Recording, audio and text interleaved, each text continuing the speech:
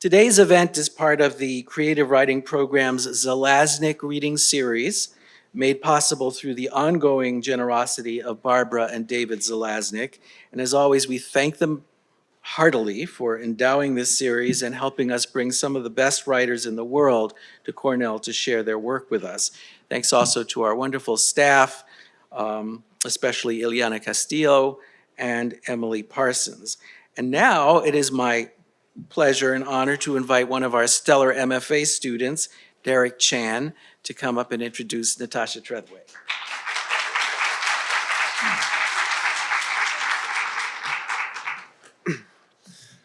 Hi, everyone. So it's my deepest honor to introduce our first reader of the spring semester Zalaznick reading series, Natasha Trethewey. Natasha Trethewey served 2 terms as the 19th Poet Laureate of the United States from 2012 to 2014 and has been the recipient of fellowships from the Academy of American Poets, the National Endowment of the Arts, the Guggenheim Foundation, and numerous other places. She is the author of 5 collections of poetry, including Domestic Work, Native Guard, for which she was awarded the 2007 Pulitzer Prize, and Monuments. For more recently, she was the author of the memoir Memorial Drive, which was the 2020 New York Times bestseller. A Chancellor of the Academy of American Poets since 2019, Trethewey was awarded the 2020 Rebecca Johnson Bobbitt Prize in Poetry for Lifetime Achievement from the Library of Congress. Currently, Trethewey is a Board of Trustees Professor of English at Northwestern University. In Miracle of the Black Leg, the speaker asks, what knowledge haunts each body, what history, what phantom ache? To read Trethewey's poems is to excavate the dreaded icons of empire, to sense the after images of history ghosting the margins of the page and the nation's authorized archives. In her writing, there's a keen awareness of historical hauntings and how they are not abstracted phantoms, but embodied conjurations which echo deeply within the marrow of our present and future lives. I sense this, for instance, in her ekphrastic poem, Help, 1968, which begins by describing Robert Frank's photograph of a black nursemaid holding a white baby. But as the poem progresses, she turns towards her own childhood as the daughter of a black woman and a white man during a time when a parents' marriage was still illegal in 1966 Mississippi due to miscegenation laws. Recalling how her mother was often mistaken for a maid, Trethewey writes, now I think of the betrayals of flesh, how she must have tried to make of her face an inscrutable mask and hold it there, as they pressed coins into my hands, how, like the woman in the photographs, she must have seemed, carrying me each day white in her arms, as if she were a prop, a black backdrop, the dark foil in this American story. Here, she braids together the personal, political, and the historical as a way of emplacing a story into a larger context, to consider how it ripples directly from the racial legacies of the Civil War.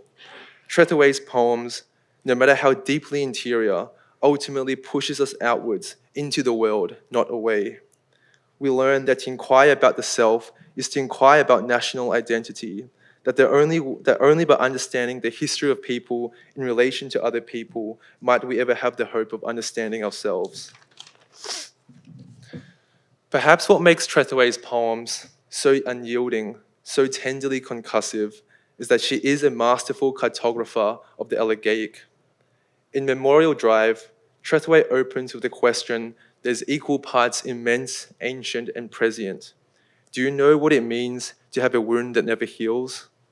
Notice how this question moves beyond the easy myths of Bildungsroman and platitudes of recovery, pushing our inquiries into deeper, more fraught territories.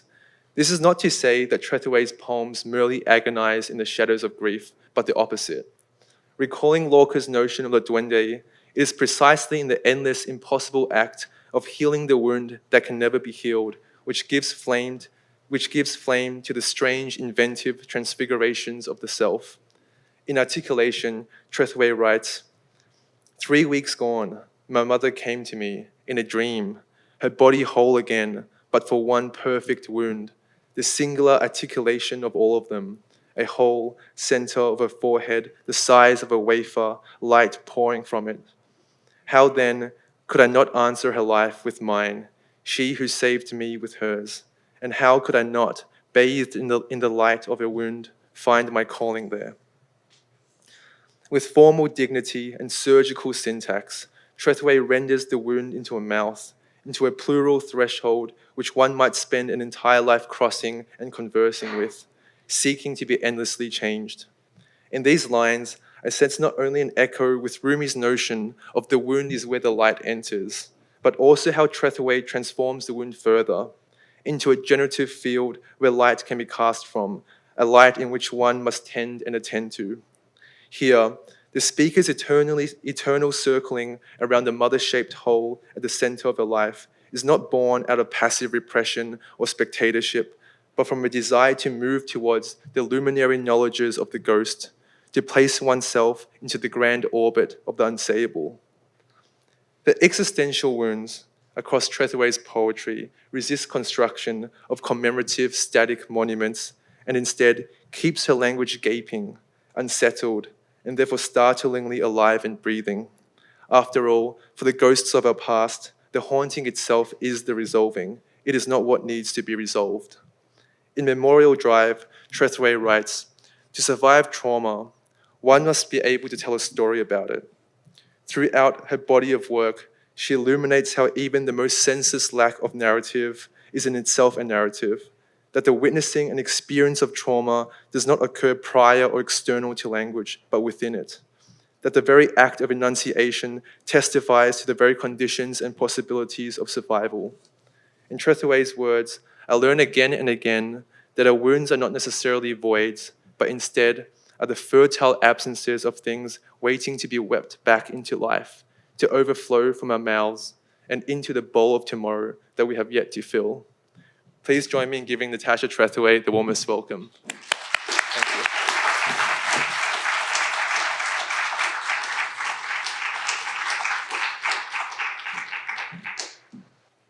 you. Wow. Thank you. That was gorgeous. One feels the pressure of trying to live up to such a glorious introduction. I am so happy to be here, to have been invited back. I've been telling a few folks that the last time I was here, maybe about 7 years ago, it was like during snowpocalypse, and there was a blizzard going on outside of this room when I gave my reading. And so this is a glorious sunny day, and you are here. Thank you. So growing up in the Deep South, I became aware at an early age of those intersections and contentions between, on the one hand, public history and collective memory, and on the other hand, personal and family and community memory and history. A place with such a fraught history, Mississippi was a landscape shaped by the ways that certain histories are often buried, forgotten, erased, or simply misrepresented. And so my work is grounded in pushing back against official narratives and received knowledge. A birth certificate is the first page of an official narrative.